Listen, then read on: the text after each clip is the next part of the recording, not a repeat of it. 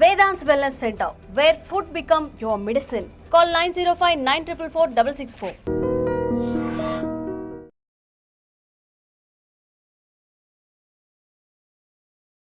నమస్తే, welcome back to IT media. నేను మీ Jhansi. Cancer ఈ మాట మనం చాలా తక్కువగా వినేవాళ్ళం ఒక 10-15 సంవత్సరాల ముందు. బట్ ఇప్పుడు చాలా ఎక్కువగా వింటున్నాము. మన రిలేటివ్స్లోనూ, ఫ్రెండ్స్లోనూ, కొలీగ్స్లోనూ చాలా ఎక్కువ సార్లు ఈ క్యాన్సర్ వచ్చిందని వింటున్నాము. ముఖ్యంగా మహిళలలో బ్రెస్ట్ క్యాన్సర్ వచ్చే అవకాశాలు చాలా వరకు పెరిగాయని నివేదికలు కూడా చెప్తున్నాయి. మరి బ్రెస్ట్ క్యాన్సర్ రావడానికి అసలు కారణాలు ఏంటి? మన లైఫ్ స్టైల్లో ఎలాంటి చేంజెస్ చేసుకుంటే ఓన్లీ బ్రెస్ట్ క్యాన్సర్ మాత్రమే కాకుండా ఈ క్యాన్సర్ బారిన పడే అవకాశాలు తగ్గిపోతాయి. ఈ విషయం తెలుసుకుందాము. ప్రస్తుతం మనతో డాక్టర్ భరత్ కుమార్ ఉన్నారు, oncology surgeon from star hospitals నుంచి. నమస్తే సార్. నమస్కారం మేడం. ఎలా ఉన్నారు సార్? బాగున్నానండి సార్. బ్రెస్ట్ క్యాన్సర్ అనేది జనరల్గా అమ్మాయిల్లో అంటే సిమ్టమ్స్ ఎవరికి తెలీదు. ఫస్ట్ అసలు బ్రెస్ట్ క్యాన్సర్ అనేదే మనం చాలా తక్కువ వింటాము. క్యాన్సర్ అంటే తాగే వాళ్ళకి వస్తుంది, సిగరెట్ ఎక్కువగా తీసుకునే వాళ్ళకి వస్తుంది అనేది అప్పట్లో ఉండేది. ఇప్పుడు ప్రతి అవయవానికి, ఈ అవయవంకి క్యాన్సర్ రాదు అనేది లేదు. మన బాడీ పార్ట్స్ ఎన్ని ఉంటే వాటికి అన్నిటికీ సంబంధించిన క్యాన్సర్స్ వస్తున్నాయి. మరి ముఖ్యంగా ఈ మహిళల్లో వచ్చే బ్రెస్ట్ క్యాన్సర్ రావడానికి గల కారణాలు ఏంటి? మీరు అన్నట్టుగా ఇదివరకు అంటే కూడా క్యాన్సర్ యొక్క ఓవరాల్ అన్ని క్యాన్సర్ యొక్క నంబర్ ఇంక్రీజింగ్ అనమాట day by day. So every yearly చూసుకున్నట్టయితే నెంబర్ ఆఫ్ క్యాన్సర్స్ అనేటివి పెరుగుతూ ఉన్నాయి. అందులో మరీ ముఖ్యంగా breast cancer is rapidly growing అనమాట. సో ఇదివరకు చాలా అరుదుగా చూసేవాళ్ళం బ్రెస్ట్ క్యాన్సర్. 100 క్యాన్సర్ పేషెంట్స్ చూస్తే అందులో ఒక 10 మంది బ్రెస్ట్ క్యాన్సర్ వాళ్ళు ఉండేవాళ్ళు ఉంటారు. ఇప్పుడు అలా కాకుండా 100 మందిలో చూసుకుంటే ఒక 20 మంది దాకా బ్రెస్ట్ క్యాన్సర్ పేషెంట్సే ఎక్కువగా ఉన్నారు.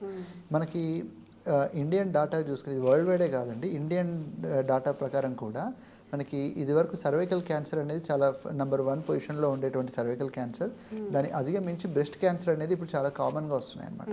సో దానికి మెయిన్ రీజన్స్ ఏముంటాయి మరి అనేసి అంటే, బ్రెస్ట్ క్యాన్సర్కి మెయిన్ రీజన్స్ వచ్చేసి ఇట్స్ ఈస్ట్రోజన్ డిపెండెంట్ ట్యూమర్ అనమాట. అంటే మన బాడీలో మోర్ ఆఫ్ ఈస్ట్రోజన్స్ అనమాట. సో ఈస్ట్రోజన్ అనేది ఎక్కువ అవ్వడం అన్న రీజన్.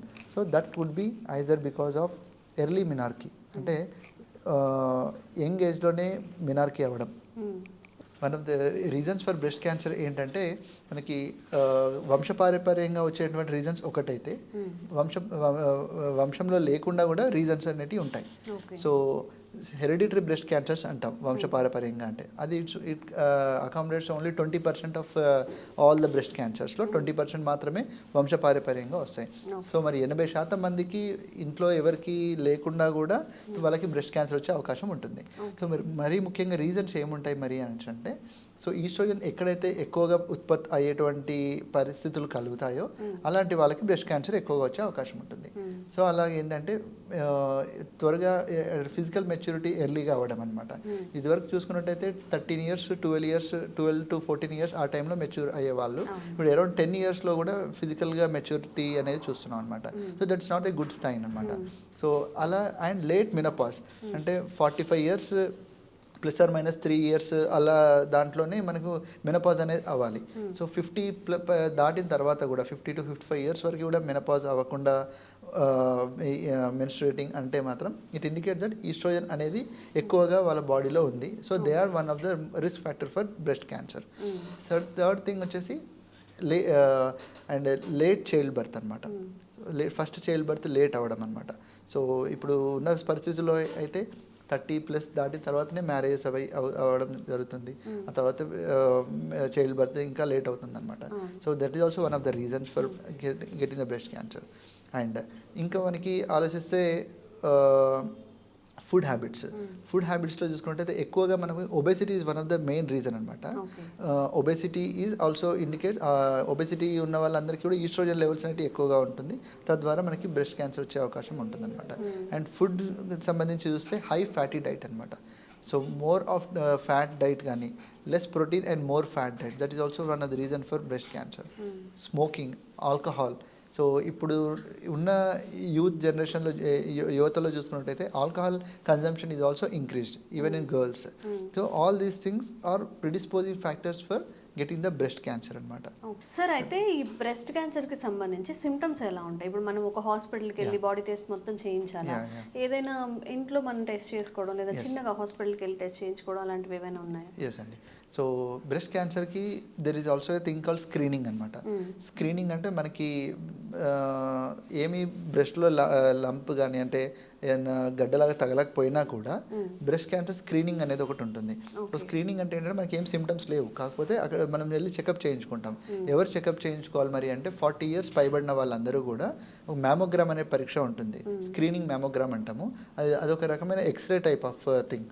సో ఎక్స్రే కంటే కూడా తక్కువ డోస్ ఆఫ్ రేసే ఉంటాయి అందులో, but it's very beneficial for the women who has cross 40 years. ఇది ఖచ్చితంగా ఇయర్లీ వన్స్ చేసుకుంటే సరిపోతుంది అనమాట.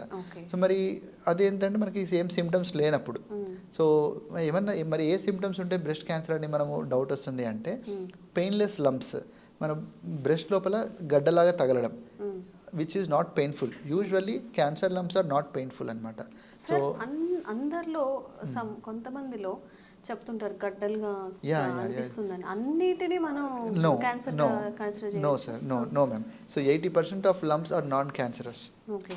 I want to be clear that many adult girls will have this kind of lumps in their breasts, even if it but they are not all cancers. Okay. But the thing is, ఎప్పుడైతే మనము lump తగిలిందో దాన్ని మనం observe చేయాల్సి వస్తుంది. అంటే flesh ఉంటుందా లేకపోతే లోపల ఇన్నర్ గా? లోపల కొంచెం హార్డ్గా ఉంటుంది మేడం, హార్డ్ లంప్.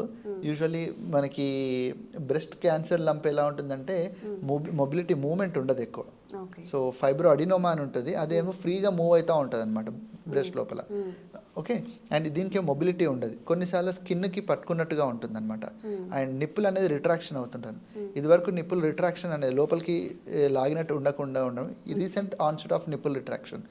ఈ మధ్య కాలంలోనే నిప్పుల్ అనేది లోపలికి వెళ్ళడం అనేది that is a sign of malignancy అనమాట. జనరల్ గా నిపుల్స్ లోపలగా ఉండడం కాకుండా ఒక్కసారిగా లోపలిగా వెళ్ళినట్టు అనిపించడం కానీ కనబడడం కానీ. ఓకేనా. So that is recent onset nipple retraction అది. అండ్ చంక లోపల గడ్డలాగా ఏర్పడడం అనమాట, లంప్స్ అంటాము.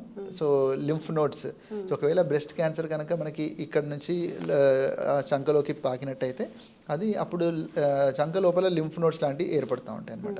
సో అది కూడా one of the symptoms of breast cancer. And next వచ్చి నిప్పుల్ డిశ్చార్జ్. నిప్పుల్ నుంచి మామూలుగా యూజువల్లీ ఎట్ ద ప్రెగ్నెన్సీ కానీ లాక్టేషన్ అప్పుడు మిల్క్ వస్తుంటుంది. మిగతా ఏ టైంలో కానీ బ్లడ్ అనేది రావడం కానీ వాటరీ డిశ్చార్జ్ లాగా రావడము. So all these things has to be evaluated further. So ఎవరికైనా ఏదో లంప్ ఇన్ ద బ్రెస్ట్ తగిలింది అనేసి అంటే దాన్ని మనము ఎవాల్యుయేట్ చేసుకోవడానికి ముందుకెళ్ళాలి. సో ఎలా ఎవాల్యుయేట్ చేస్తాము అంటే ఇనిషియల్గా అల్ట్రాసౌండ్ కానీ మ్యామోగ్రామ్ కానీ చేస్తారు. అండ్ అందులో ఏమైనా డౌట్ ఉంది అంటే మాత్రమే బయాప్సీ చేస్తారనమాట. సో బయాప్సీ అందరికీ కూడా అవసరం ఉండదు. సో ఓన్లీ బ్రెస్ట్లో మనకి దాంట్లో అల్ట్రాసౌండ్లో డౌట్ఫుల్ ఉన్నప్పుడు మాత్రమే బయాప్సీ చేస్తాం అనమాట. సో ఆ విధంగా మనం దాన్ని ఎవాల్యుయేట్ చేస్తాం. బయాప్సీలో మనకి క్యాన్సరా కాదా అని మనకి తెలుస్తుంది అనమాట. సో అట్లా ఎవాల్యుయేట్ చేసుకుంటుండాలి మేడం. సార్ ఎవరికి వాళ్ళు ఇండివిడ్యువల్ గా టెస్ట్ చేసుకోవడం కానీ మీరే అండర్ఆర్మ్స్ లో చెప్పారు, కొంతమంది ఏంటంటే ఇలా ఒక ఇన్ఫర్మేషన్ రాగానే టెస్ట్ చేసేసుకున్నాము నాకు క్యాన్సర్ ఉందేమో అని భయపడుతుంటారు. క్యాన్సర్ విషయంలో మనం అలా సెల్ఫ్ రియలైజేషన్ కి రావడానికి లేదు మేడం. కరెక్ట్ గా హాస్పిటల్ కి వెళ్ళి ప్రాపర్ గా oncologist has to see the patient. తీసుకుంటే మంచిది. ఇప్పుడు మనకి ఉన్న వాటిలో ఏంటి మేడం, ఈ బ్రెస్ట్ సెల్ఫ్ ఎగ్జామినేషన్ అనేది చాలా పాపులర్ అవుతుంది. అంటే every woman has to examine their own breast and they should know how their breast is. ఎందుకంటే breast is a dynamic organ. Every month దాని యొక్క కన్సిస్టెన్సీ కానీ షేప్ కానీ అది చేంజ్ అవుతూ ఉంటుంది. సో దాన్ని మనము ఎవరు గుర్తుపట్టగలుగుతారు అంటే ఏ డాక్టర్ గుర్తుపట్టలేరు, మీరు మీ అంతలో మీరే ఫస్ట్ గుర్తుపట్టుకోగలుగుతారు. సో ఎప్పుడు ఎవ్రీ మంత్ మీరు ఒకసారి ఎగ్జామినేషన్ చేసుకోవాలి. ఎలా చేసుకోవాలి మరి అంటే మనకి బ్రెస్ట్ సెల్ఫ్ ఎగ్జామినేషన్కి ఒక ప్రోటోకాల్ ఉంటుంది. So every 5 days after your menses. So during the menses breast heavy ఉంటుంది కాబట్టి అప్పుడు బ్రెస్ట్ సెల్ఫ్ ఎగ్జామినేషన్ చేసుకోకూడదు. అప్పుడు అన్నెసరీగా లంప్స్ పాల్పేట్ అవ్వడం అని తెలుస్తుండే. So that's not the right time. 5 days after the breast menses అయిపోయిన తర్వాత you have to sit in front of the mirror and then you have to just palpate the breast in all the directions. Above below and also in the underarms ఇట్లా touch touch చేసుకొని చేసి feel ఎక్కడైనా and if you feel any lump you just examine you remember that, దాన్ని గుర్తుపెట్టుకోండి ఆ సైట్ని. Next month మళ్ళీ అది దాన్ని చెక్ చేసుకోండి. If you feel it as the same, it's okay. If it sometimes if it is increasing, then you have to visit your doctor. Okay. Like that. So that's how. But you ఒక age almost మీకు family history of breast cancer ఏది లేదు and your age is between 25 to 40 years లోపే ఉంది, అట్లా ఉన్నప్పుడు ఏదైనా lump తగిలినంత మాత్రాన ప్రతిదీ మీకు బ్రెస్ట్ క్యాన్సర్ అని అనడానికి అయితే లేదు. అది అన్నెసెసరీ ఆందోళనకు గురి చేస్తుంది.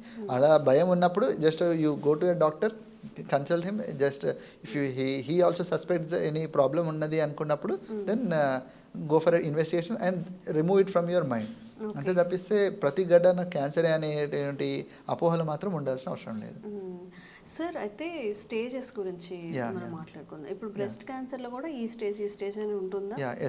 ఇక్కడ వరకు మెడికేషన్ యూజ్ చేయొచ్చు, తర్వాత మళ్ళీ చేయాలి? ఏ క్యాన్సర్ అయినట్టు కూడా యూజువల్లీ 4 స్టేజెస్గా పరిగణిస్తాం మేడం. అందులో బ్రెస్ట్ క్యాన్సర్ ఏంటంటే అక్కడ మనకి లంప్ అనేది ఒకటే దగ్గర బ్రెస్ట్లోనే ఒక దగ్గర మాత్రమే ఉంది అంటే ఫస్ట్ స్టేజ్ లాగా, అండ్ కొంచెం లింఫ్ నోడ్స్ దాకా పాకింది అంటే సెకండ్ స్టేజ్ దాకా, స్కిన్ ఇన్వాల్వ్మెంట్ ఉంది, ఆపోజిట్ సైడ్ లింఫ్ నోడ్స్ వచ్చినాయి అట్లా అన్నప్పుడు థర్డ్ స్టేజ్ లాగా, అండ్ లివర్ కానీ బోన్ కానీ బ్రెయిన్ కానీ స్ప్రెడ్ అయింది, లంగ్స్ స్ప్రెడ్ అయింది అంటే అప్పుడు 4th స్టేజ్ లాగా పరిగణిస్తాం అనమాట. సో ఇట్లా మనము స్టేజెస్లా డివైడ్ చేస్తాం. మరి ఏ స్టేజ్ అని ఎట్లా కనుక్కుంటాం మరి అంటే, ఇదివరకు మీకు చెప్పాను కదా బయాప్సీ చేస్తాం మొదలు అని చెప్పేసి. సో బయాప్సీ చేసేది only to confirm the diagnosis, it's not for the ఉందా లేదా అని, అది ఏ స్టేజో చెప్పదు బయాప్సీ తోటి. మనం స్టేజింగ్ చేసేది ఏంటంటే మనకి ఇంకెక్కడ దూరం ఎంతవరకు స్ప్రెడ్ అయింది అనేది మనము సిటీ స్కాన్ చేయడమా, పెట్ సిటీ స్కాన్ అని ఉంటుంది, పెట్ సిటీ స్కాన్ చేయడమా, అలా దాన్ని బట్టి మనము ఏ స్టేజ్ అనేది తెలుసుకుంటాం అట్లా. సో ట్రీట్మెంట్ కూడా స్టేజ్ వైజ్గానే ఉంటుందన్నమాట. అండ్ ఆల్సో ఇప్పుడు బ్రెస్ట్ క్యాన్సర్లో ఉన్నటువంటి అడ్వాన్స్డ్ ట్రీట్మెంట్ ఏంటి అంటే వీఆర్ టార్గెటింగ్ ద మాలిక్యులర్ లెవెల్లో కూడా ట్రీట్మెంట్ అవైలబుల్గా ఉంది. సో దానికి మన బయాప్సీలో క్యాన్సర్ అని కన్ఫర్మ్ అయిన తర్వాత దాన్ని IHC అని చేస్తాం, అంటే మాలిక్యులర్ టెస్టింగ్ చేసి వెదర్ ఇట్ హార్మోన్ పాజిటివా, HER2 అని ఇంకొక మాలిక్యులర్ రిసెప్టర్ ఉంటుంది, అది పాజిటివా, అన్ని నెగటివా, ట్రిపుల్ నెగటివా అని 3 రకాలుగా మనము డివైడ్ చేసుకుంటాం అనమాట. చేసుకొని మొదలు కీమోథెరపీ ఇచ్చి ఆపరేషన్ చేద్దామా, లేకపోతే డైరెక్ట్ ఆపరేషన్ చేసిన తర్వాతనే కీమోథెరపీ ఇద్దామా అనేది stage of the patient, tumour and also ఆ molecular profile of the breast cancer, దాన్ని బట్టి మనము డిసిషన్ తీసుకుంటాం అనమాట. ఓకే సార్, ఈ బ్రెస్ట్ క్యాన్సర్కి కంపల్సరీగా సర్జరీ చేయించుకోవాలా, లేకపోతే ఏదైనా మెడికేషన్తో మనం బయటపడచ్చా? ఓకే, సో బ్రెస్ట్ క్యాన్సర్లో యూజువల్లీ నేను ఇందాక మీకు డిఫరెంట్ టైప్స్ ఉంటాయని చెప్పినట్టు సర్జరీ ఉంటుంది, ట్రీట్మెంట్ కీమోథెరపీ ఉంటుంది, టార్గెటెడ్ థెరపీ అని ఉంటుంది, హార్మోన్ థెరపీ అని ఉంటుంది, రేడియేషన్ థెరపీ, ఇమ్యునోథెరపీ, ఇవన్నీ రకాల ఆప్షన్స్ ఉంటాయి. బట్ అన్ని ఆప్షన్స్ అందరికీ సెట్ కావు. కాకపోతే కంపల్సరీగా అందరూ once in a while over the treatment డేస్లో ఖచ్చితంగా వచ్చేది మాత్రం సర్జరీ మాత్రం డెఫినెట్గా ఉంటుంది. సో సర్జరీ ఏది లేకుండా ట్రీట్మెంట్ అనేది ఉండదు. సో డెఫినెట్గా సర్జరీ అవసరం పడుతుంది. ఈవెన్ ఇఫ్ కీమోథెరపీ మొదలు ఇచ్చి మనము కంప్లీట్గా 0 కీమో మొత్తం పోయిందని చెప్పినా కూడా ట్యూమర్, సర్జరీ అనేది మాత్రం ఉంటుందన్నమాట. సో సర్జరీలో ఎన్ని రకాల సర్జరీస్ ఉంటాయి. ఇదివరకు మనకి ఎట్లా అంటే బ్రెస్ట్ క్యాన్సర్ వచ్చింది అంటే కంప్లీట్గా ట్యూమర్ ఛాతీ మొత్తం తీసేయడం అనేది మాస్టెక్టమీ అంటాము, ఆ ట్రీట్మెంట్ చేసేవాళ్ళు అనమాట. బట్ ఇప్పుడు ఏంటి అంటే బ్రెస్ట్ కన్జర్వేషన్ సర్జరీ అంటే ఒక women with which she feels her femininity is breast. So ఆ బ్రెస్ట్ కంప్లీట్గా రిమూవ్ చేయకుండా ఇఫ్ ఆంకలాజికల్గా ప్రిన్సిపల్స్ ఫాలో అయ్యి ఆ బ్రెస్ట్ ట్యూమర్ని ఒక 1 centimeter ఆఫ్ మార్జిన్ తోటి తీసేసి అండ్ యాక్సిలా లింఫ్ నోడ్ డిసెక్షన్ అంటే చంకలో కూడా లింఫ్ నోడ్స్ క్లియర్ చేసినట్టయితే అప్పుడు మనము బ్రెస్ట్ క్యాన్సర్నే కాకుండా ఆమె కాస్మెటిక్గా కూడా తన బ్రెస్ట్ని ప్రిజర్వ్ చేసిన వాళ్ళం అవుతాం అనమాట. Okay, so that is called as breast conservation surgery. So nowadays we are doing most of the times we are going for breast conservation surgeries only. So and breast cancer సర్జరీయే కాకుండా దానికి అసోసియేటెడ్గా plastic surgery కూడా ఉంటుంది. అంటే ఎట్లా అంటే ఆంకోప్లాస్టీ అంటాం, అంటే ప్లాస్టిక్ సర్జరీ వేర్ ద పాత ఇది ఆపరేషన్ కంటే ముందు తన బ్రెస్ట్ ఏ షేప్లో ఉందో అలాగే తనకి ఫీల్ అయ్యేటట్టుగా అక్కడ ఇంప్లాంట్స్ పెట్టడం కానీ లేకపోతే వెనకాల నుంచి కండ తీసుకొచ్చి అక్కడ పెట్టడం కానీ ఫ్లాప్స్ అంటాము. సో ఆ విధంగా కూడా ఇప్పుడు అవైలబుల్గా ఉన్నాయండి. Okay sir, if in special cases if the sugar ఆ పేషెంట్కి షుగర్ ఉందనుకోండి, ఓకే, జనరల్గానే షుగర్ పేషెంట్స్కి ఎక్కువ పుండ్లు బాను అని చెప్తూ వీళ్ళని ఎట్లా అంటే ఒక ఆ స్పెషల్ కేసుని ఎలా ట్రీట్ డయాబెటీస్ వాళ్ళకి రొటీన్గా చాలా మంది బ్రెస్ట్ క్యాన్సర్ పేషెంట్స్ కానీ ఎనీ క్యాన్సర్ డయాబెటీస్ ఉంటుంది. సో పుండ్లు మానవరణానికి ఏం లేదు, this is a surgical clean cut wound కాబట్టి యూజువల్లీ పుండ్లు మానుతాయండి. ఈవెన్ ఇఫ్ యూ డూ ఎంత మేజర్ ఆపరేషన్ చేసినా కూడా when we control the sugars during the hour post operative డేస్లో we will control their blood sugar levels అనమాట. Control చేసుకుంటూ చేస్తే యూజువల్లీ వుండ్ ఇన్ఫెక్షన్స్ కానీ అట్లాంటి ఛాన్సెస్ చాలా తక్కువగా ఉంటాయి. Okay. And Bharat sir, after surgery తర్వాత మీరే అన్నారు ఫెమినిటీగా ఫీల్ అవుతూ ఉంటారు రెస్ట్ అనేది అని చెప్పి, మరి ఆఫ్టర్ వాళ్ళు ఎలాంటి జాగ్రత్తలు తీసుకోవాలి, మళ్ళీ నార్మల్ లైఫ్ స్టైల్లోకి రావాలి, ఆఫీస్కి వెళ్ళాలి, ఇంట్లో పనులు చేసుకోవాలి అన్నప్పుడు ఎంత టైం తీసుకుంటుంది, ఎలాంటి జాగ్రత్తలు తీసుకోవాలి? ఓకే అండి, సో మీకు ఇది చెప్పాలంటే ఫస్ట్ సర్జరీ తర్వాత ఎలా ఉంటుంది అంటే, సర్జరీ అయిపోయిన తర్వాత యూజువల్లీ ఒక డ్రైన్ అనేది ఒకటి పెడుతుంటాం అనమాట. అంటే చెడు నీరు లాంటిది కానీ లింఫ్ లాంటిది కానీ బయటకు వచ్చేటట్టు. సో ఆ డ్రైన్ అనేది యూజువల్లీ ఒక 7 days to 10 days టైంలో యాక్సిలాలో పెడతాం అది యూజువల్లీ. సో 7 to 10 daysలో అది తీసేస్తాం అనమాట. సో వన్స్ అది తీసేసిన తర్వాత పేషెంట్ బికమ్ మోర్ యాక్టివ్ ఇంకా. సో అది ఉన్నా కూడా ఏంటంటే something is there inside the body అన్నట్టు ఉంటుంది. సో అది డైలీ దాన్ని ఎంటీ చేసుకోమని చెప్తుంటాం అది డ్రైన్ని.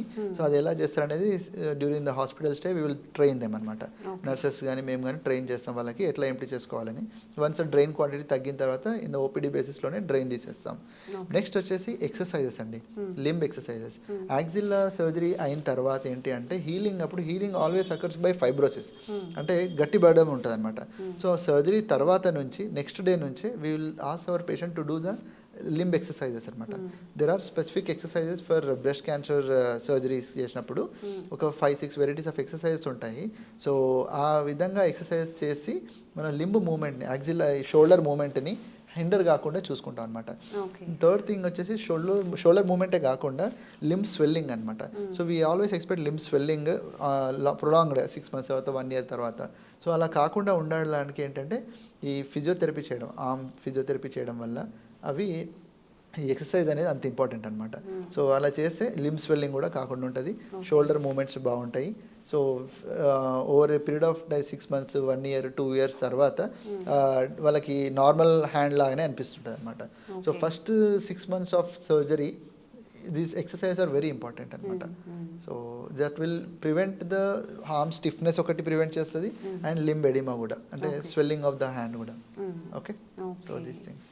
ఓకే, సో నార్మల్గా జలుబు దగ్గు మనం అసెస్ చేసుకొని దీనికి ఇలాంటి ట్రీట్మెంట్ కాకుండా ఎంత ఇన్ఫర్మేషన్ ఇచ్చినా కానీ ఒక ప్రాపర్ డాక్టర్ సెషన్ తీసుకొని సార్ ఏదైతే సజెస్ట్ చేశారో ఆ టెస్ట్లన్నీ చేసుకున్న తర్వాతనే మనం బ్రెస్ట్ క్యాన్సర్ ఉందా, అసలు క్యాన్సర్ ఉందా లేదా నిర్ధారణకి రావాలి. ఏదో మనకి చేతికి ఏదో ఒక లంప్ తగిలిందని, ఒక గడ్డలా అనిపించిందని, అయ్యో నాకు క్యాన్సర్ వచ్చిందని మిమ్మల్ని భయపెట్టడానికి వీడియోస్ చేయట్లేదు, అవేర్నెస్కి మాత్రమే. ఒకవేళ పీరియడ్స్ అయిపోయిన తర్వాత నిజంగా బ్రెస్ట్లో గడ్డలుగా అనిపించినట్లయితే, నెక్స్ట్ మంత్కి అవి పెరిగినట్టుగా అనిపించినట్లయితే ఒకసారి ప్రాపర్గా హాస్పిటల్కి వెళ్ళి చెక్ చేసుకున్న తర్వాత మాత్రమే అది నిర్ధారించుకోండి. Thank you sir, thank you so much. Thank you అండి.